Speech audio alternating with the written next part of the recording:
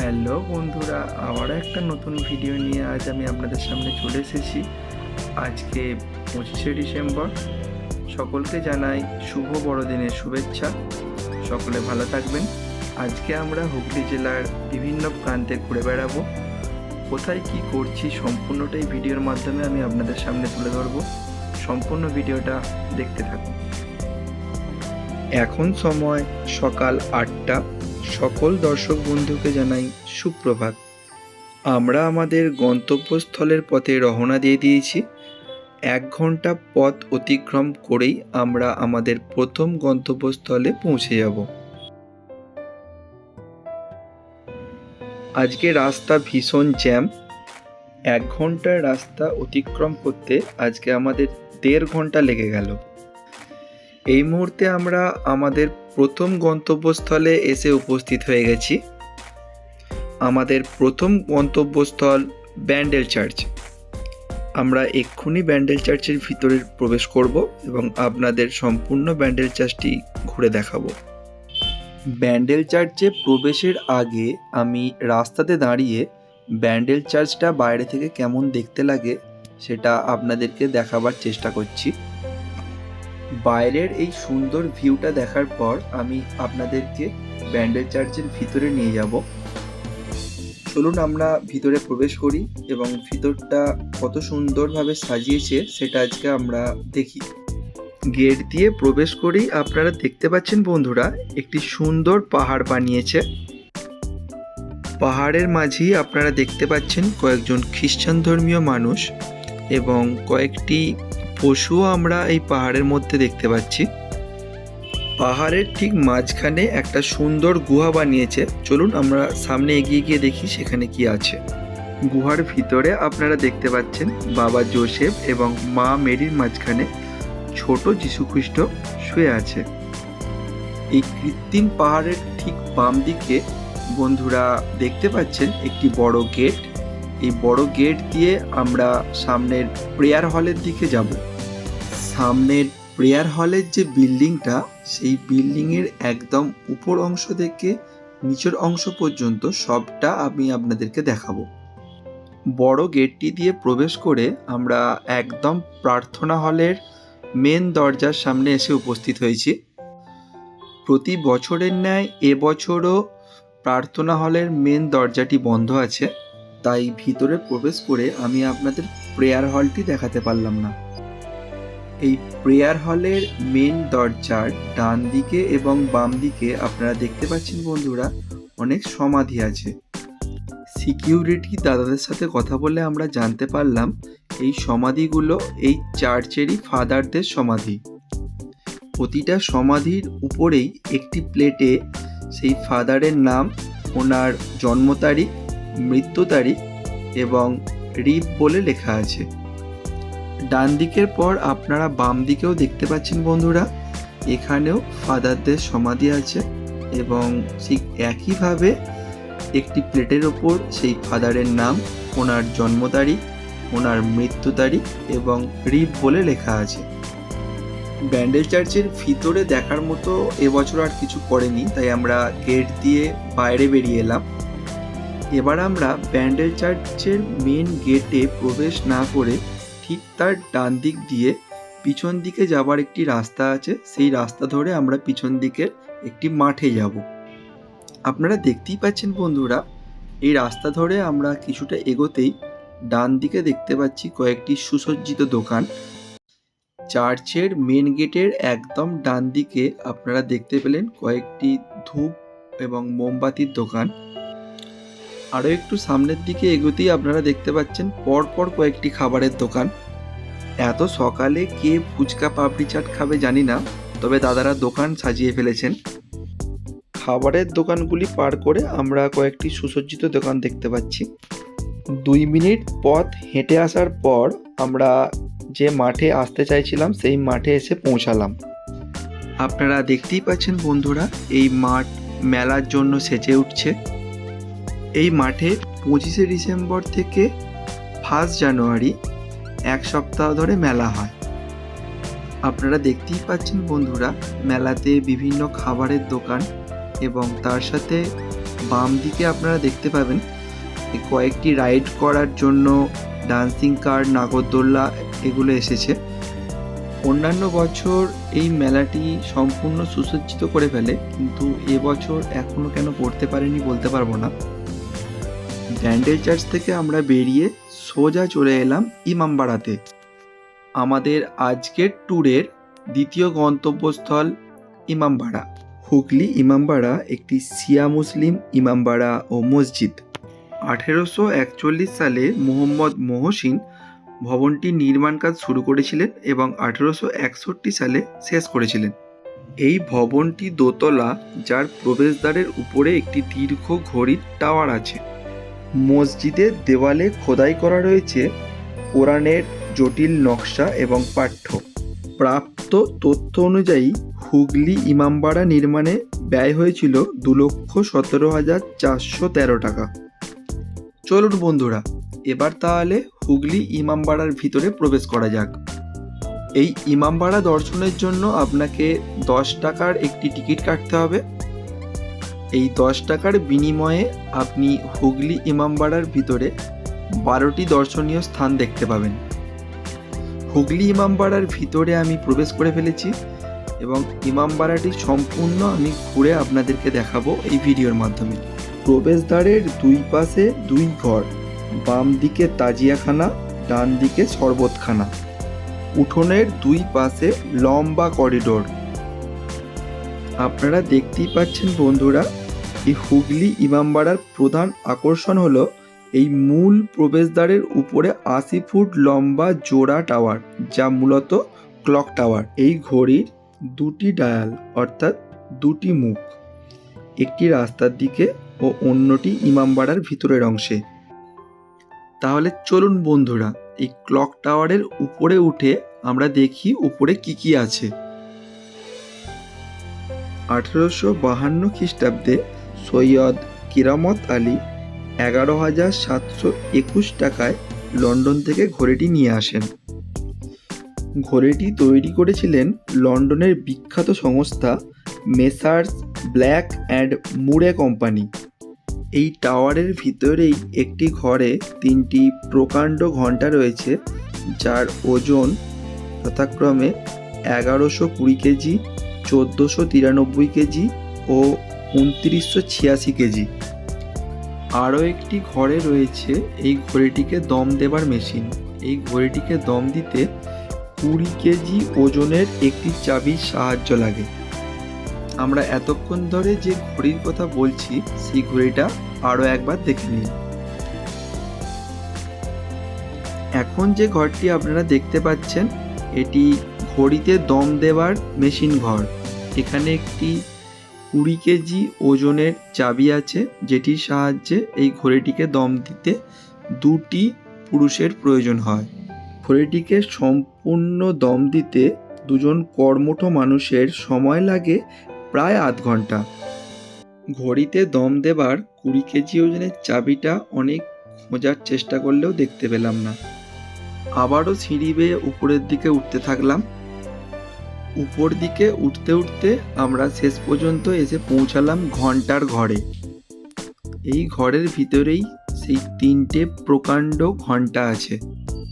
এই 3টি ঘন্টার মধ্যে 2টি ঘন্টা 15 মিনিট অন্তর বাজে এবং একটি ঘন্টা 1 ঘন্টা অন্তর অন্তর বাজে। এমন ঐতিহাসিক জিনিস চোখের সামনে দেখে মনটা সত্যি জুড়িয়ে গেল। যদি সম্ভব হয় আপনারা অতি অবশ্যই একবার হুগলি ইমামবাড়া বেড়াতে আসবেন। এই ঘন্টার ঘর দেখার পর আমরা আবার উপরের দিকে উঠতে লাগলাম এবং 152টা সিঁড়ি পার করে একদম শীর্ষে এসে উপস্থিত হলাম। এই টাওয়ারের একদম শীর্ষে পৌঁছে আমরা দেখতে পাচ্ছি ইমামবাড়ার সম্পূর্ণ এই নির্মাণটি এবং এর ঠিক পাশ দিয়ে বয়ে চলা গঙ্গা নদী এবং হুগলির বিস্তীর্ণ সবুজ অঞ্চল, এবং এর সাথে সাথেই আমরা দেখতে পাচ্ছি 135 বছর পুরনো জুবিলি ব্রিজ। বাইরে কি ঘটছে তা সম্পূর্ণ কিছু এই জানালা দিয়ে লক্ষ্য করা হতো এবং সশস্ত্র রক্ষী এই প্রতিটি জানালাতে একজন করে থাকতেন। বহিঃশত্রু যাতে হঠাৎ করে আক্রমণ না করতে পারে সেজন্য এখানে নজর রাখার জন্য সশস্ত্র রক্ষী রাখা হতো। চলুন বন্ধুরা, এবার আমরা এই জানালা দিয়ে এর বাইরের দৃশ্যটা দেখতে থাকি যে এখান দিয়ে কি দেখা যায়।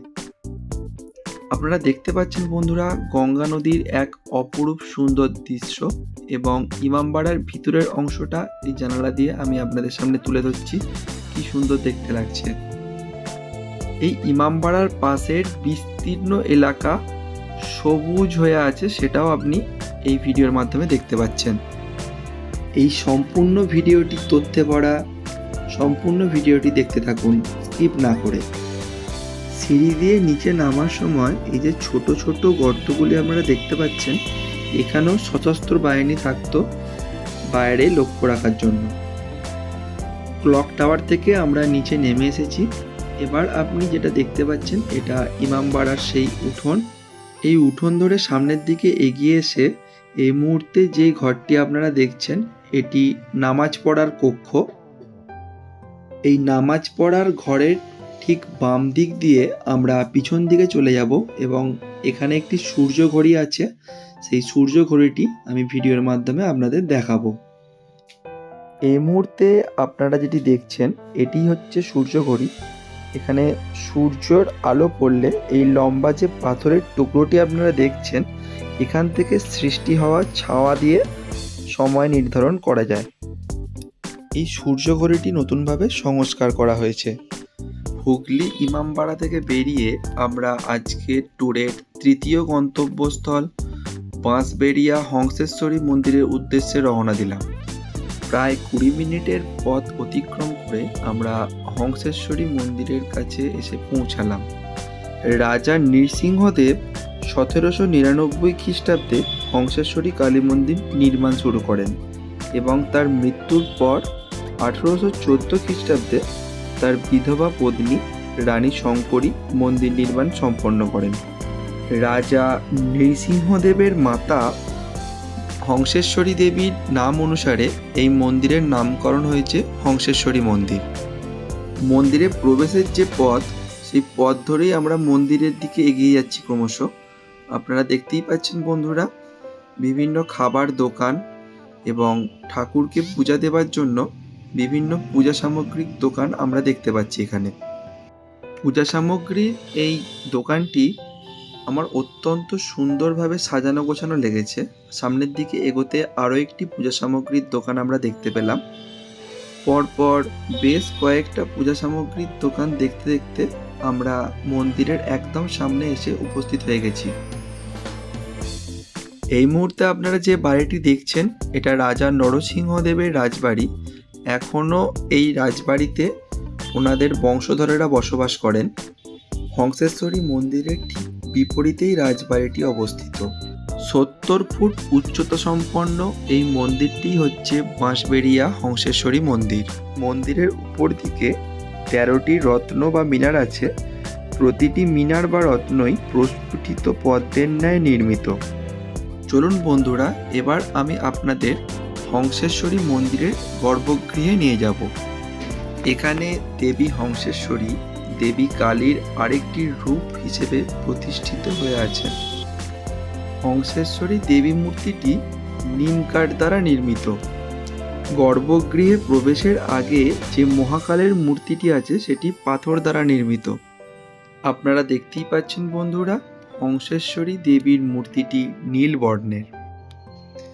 দেবীর ডান হাতে রয়েছে অভয় মুদ্রা আর শঙ্খ এবং বাম হাতে রয়েছে খড়গ ও নরমুণ্ড। এই হংসেশ্বরী মন্দিরের একদম বাম পাশে আপনারা দেখতে পাচ্ছেন বন্ধুরা টেরাকোটা নির্মিত অনন্ত বাসুদেব মন্দির।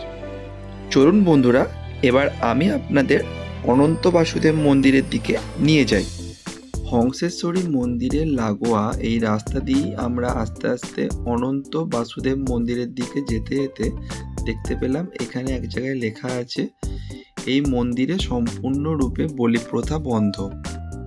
আপনারা দেখতেই পাচ্ছেন বন্ধুরা, আমরা এই মুহূর্তে এসে উপস্থিত হয়ে গেছি অনন্ত বাসুদেব মন্দিরের একদম সামনে। এটি আসলে একটি কৃষ্ণ মন্দির। 1679 সালে রাজা রামেশ্বর দত্ত এই মন্দিরটি নির্মাণ করান। এই মন্দিরটি তার দেওয়ালের কারুকার্যের জন্য বিখ্যাত। মন্দিরটি এক রত্ন শৈলীতে নির্মিত। ভালো করে লক্ষ্য করলে আপনারা দেখতে পাবেন বন্ধুরা, মন্দিরের চূড়াটি অষ্টভুজাকার এবং মন্দিরের গায়ে টেরাকোটায় রামায়ণ, মহাভারত ও কৃষ্ণলীলার ছবি খোদাই করা আছে। মন্দিরের উপরে ওঠা কঠোরভাবে নিষিদ্ধ থাকায় আমি মন্দিরের সামনে গিয়ে আপনাদেরকে দেখাতে চেষ্টা করব এই কৃষ্ণ মন্দিরের মূর্তিটি।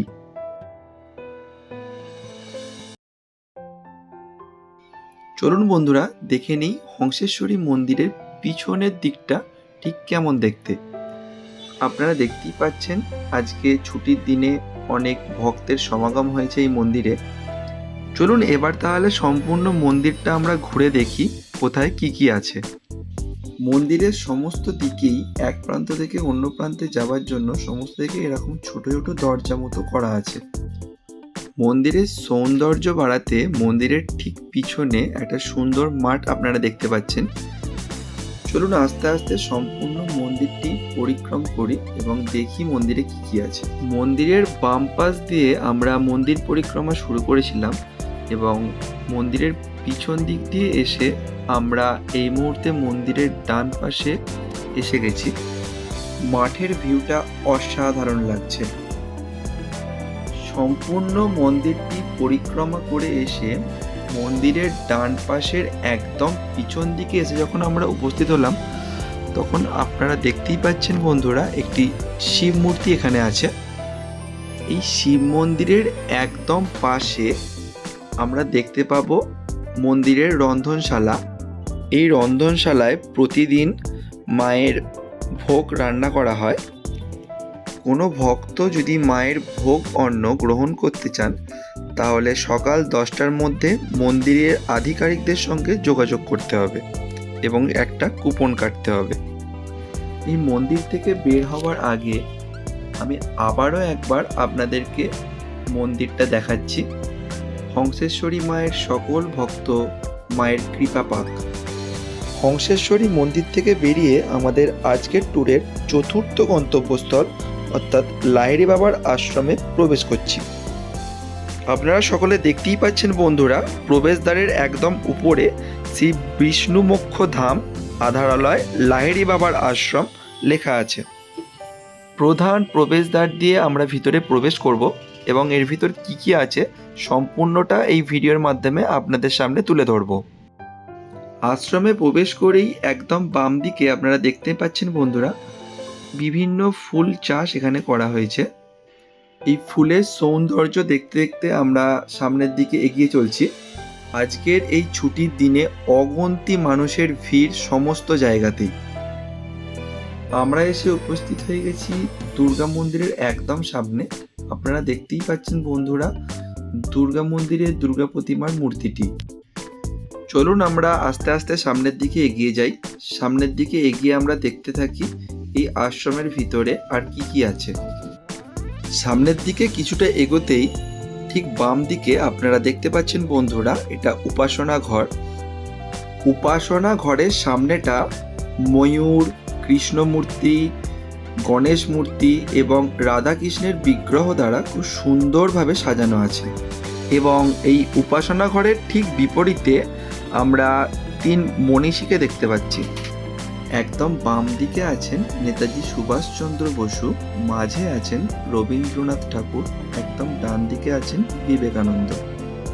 উপাসনা ঘরের একদম সামনে ডান দিকে রাধাকৃষ্ণের একটি অপরূপ সুন্দর বিগ্রহ আছে।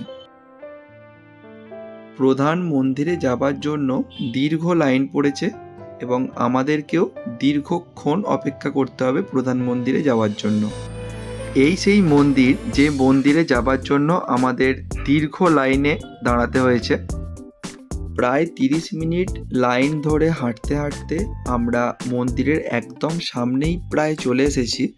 আমরা আশা করছি আর 10 মিনিটের মধ্যে মন্দিরে প্রবেশ করব এবং মন্দিরটা আপনাদের সবটা দেখাবো।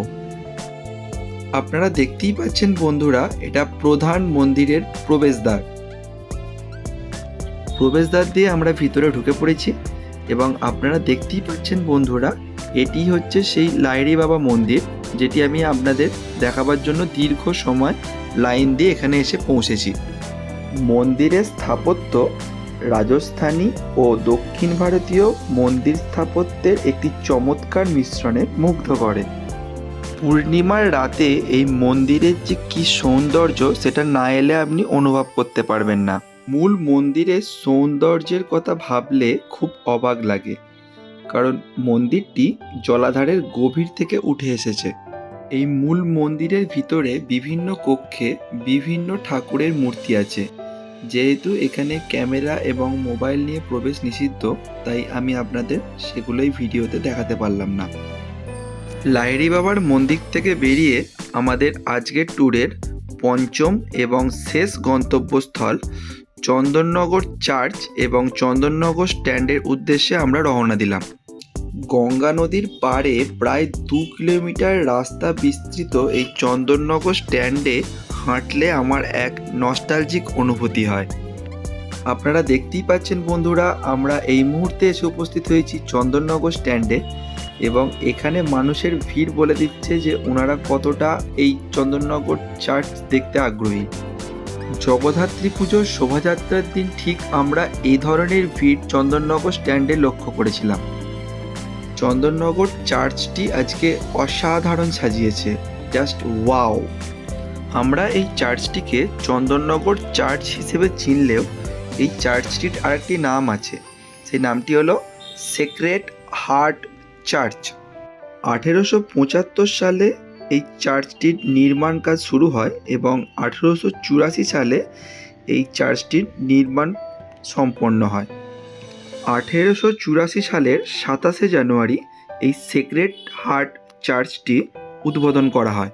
ফরাসি স্থপতি জ্যাক ডুচাটজ দ্বারা ডিজাইন করা হয় এই সেক্রেড হার্ট চার্চটি। আজকের দিনটা আমার অত্যন্ত সুন্দর কাটলো। সম্পূর্ণ ভিডিওটা মনোযোগ দিয়ে দেখার জন্য আপনাকে আন্তরিক ধন্যবাদ। ভিডিওটি ভালো লাগলে অবশ্যই একটি লাইক দেবেন। ভিডিওর কোন পার্টটি আপনাদের সব থেকে ভালো লেগেছে কমেন্ট করে জানাবেন। ভিডিওটি ভালো লাগলে বন্ধুদের মাঝে শেয়ার করবেন। চ্যানেলটি অতি অবশ্যই সাবস্ক্রাইব করে দেবেন।